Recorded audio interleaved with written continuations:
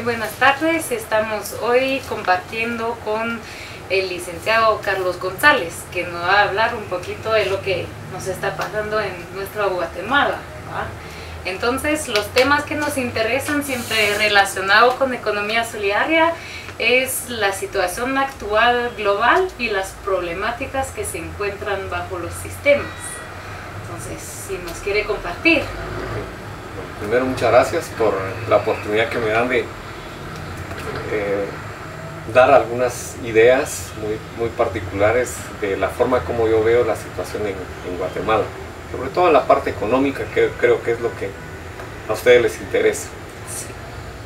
A veces cuando hablamos de los problemas fundamentales para Guatemala y la sociedad en general, hablamos de exclusión, hablamos de falta de empleo, hablamos de falta de acceso a salud, falta de acceso a educación, servicios básicos, a una vivienda digna.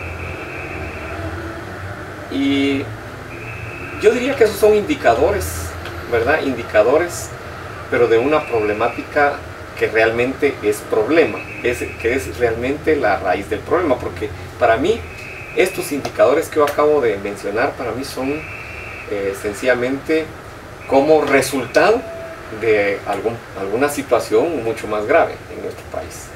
¿Serán consecuencia de algo? Consecuencias, sí, podríamos decir que son consecuencias, son el resultado de algo que está pasando o que ha venido pasando. Para mí que el problema fundamental aquí es la pérdida de valores.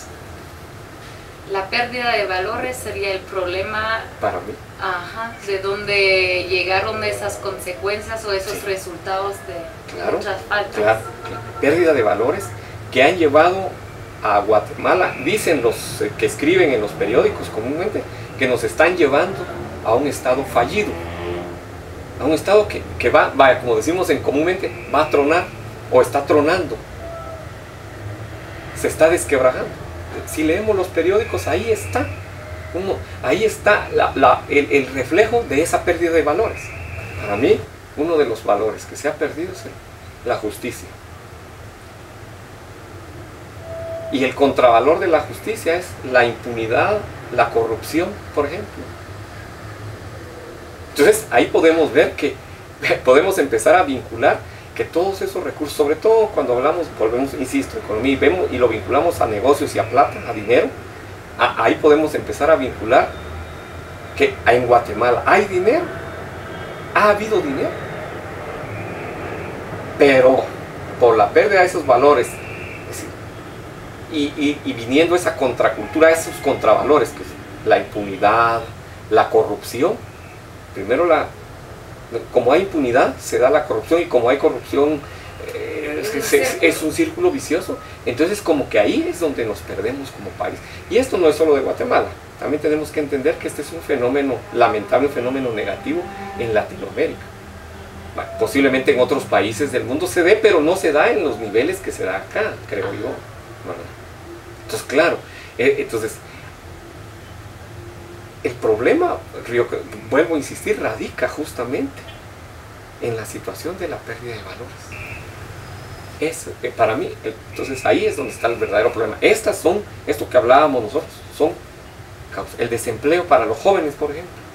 ¿Por qué no hay fuentes de empleo? Habría posibilidades. Ahora, claro, porque también los gobiernos están metidos en lo que les conviene, pues ahí viendo esta problemática sin realmente tener una política de Estado para atacar estas situaciones que son verdaderamente apremiantes. ¿Cómo estimular una política de empleo para los jóvenes? Pregunto yo, en nuestros gobiernos. Yo tengo memoria más o menos política del primer gobierno de la democracia de esta era, año 80 y los 80, cuando salimos de una serie de gobiernos militares, ¿sí? A partir de ahí todos empezamos a tener esperanza de que las cosas iban a mejorar. Sin embargo, de ahí para acá no ha pasado nada. La situación es igual. Hubo corrupción en ese primer gobierno y se muestran niveles de corrupción en este gobierno. Pero volvemos al asunto. Falta de un sistema de justicia que promueve esa impunidad. ¿Sí? Hay impunidad yo puedo hacer lo que quiera, yo puedo seguir robando, y por lo tanto, entonces, el dinero que estaba destinado para atacar estos males, digamos, se perdió en lo que no debió haberse perdido.